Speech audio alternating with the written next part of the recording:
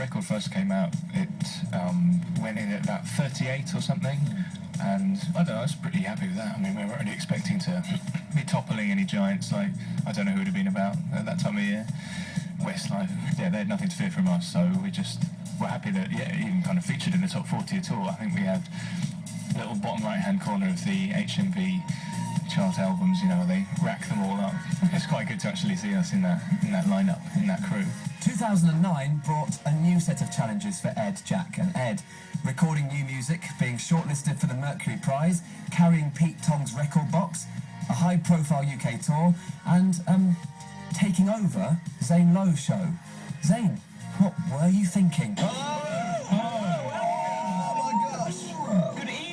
We're Friendly Fires, we're going to be taking over Zane Lowe's slot for 2 hours tonight. We're going to be playing everything from Air France to Deer Hunter to Dexter One Sort of Falls to Cannes, you name it. Hey, I love all that. We got plenty of celebrity guests. We got Florence of Florence and the Machine fame. Yanis of Falls.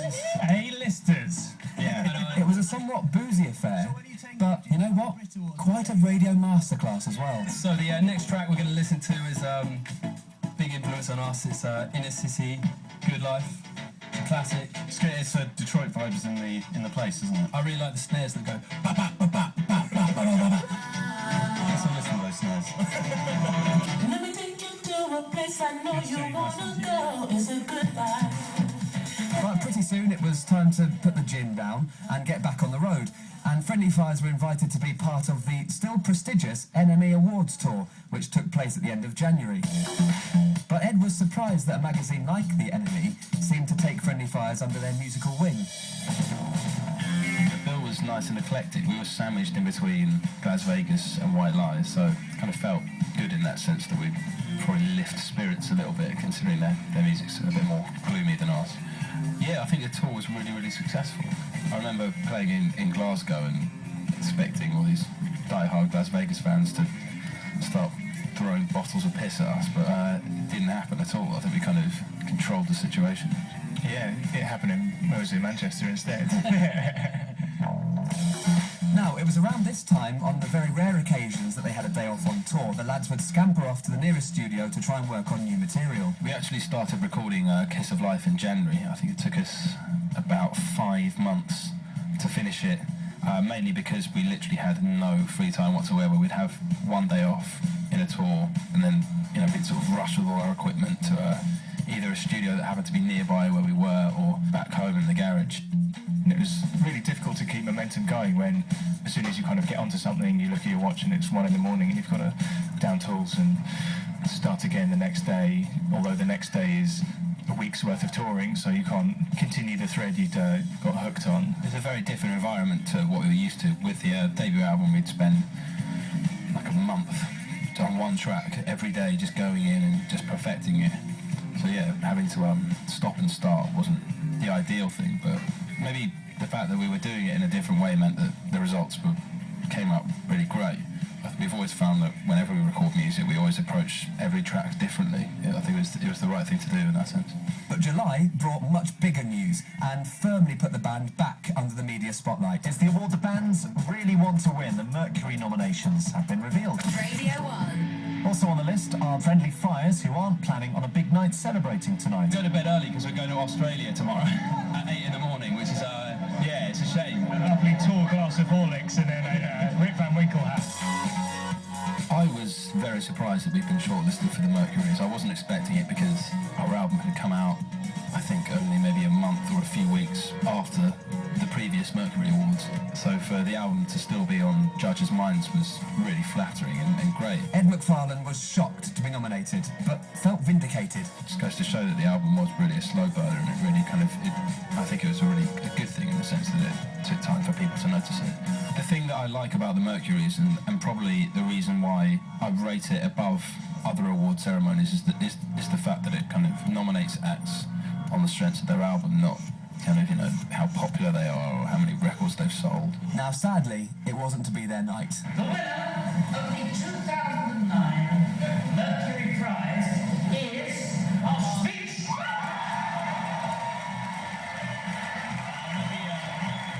The prize has just been announced properly by Jules Holland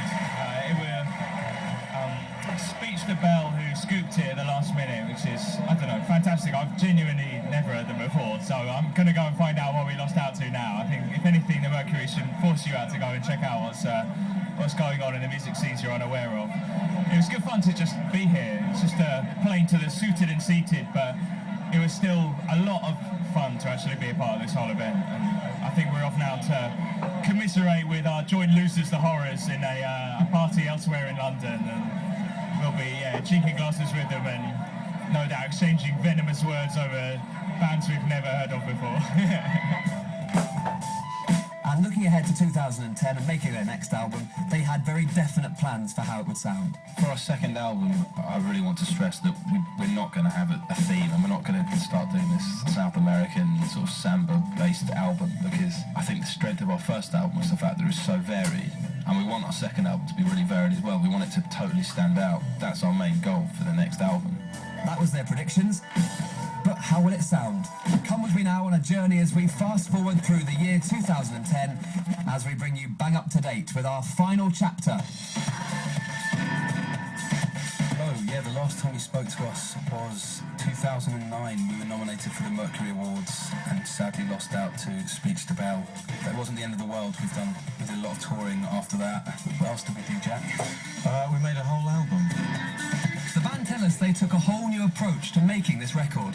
Yeah, lots of people assumed that we'd write an album that was Brazilian inspired, but I think we were pretty sure after we actually completed Kiss of Life that was kind of an exclusive thing. And rather than take away from that track, it would be more interesting if an album, each song has its own unique starting point.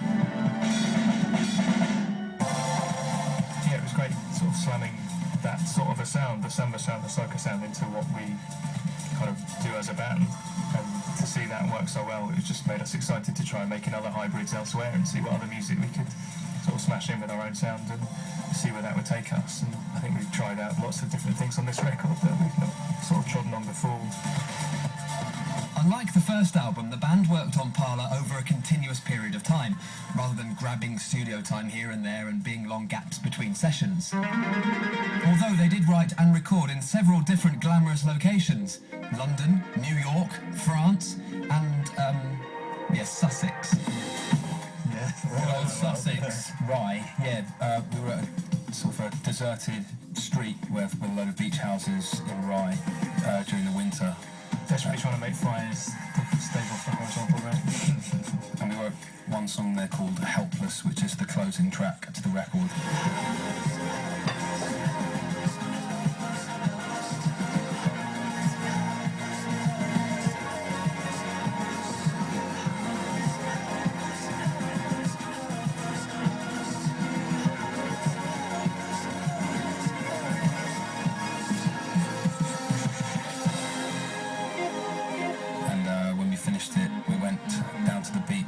Set off a load of fireworks because it was fireworks day, and if you listen carefully at the end of the record you can hear us setting them off. So.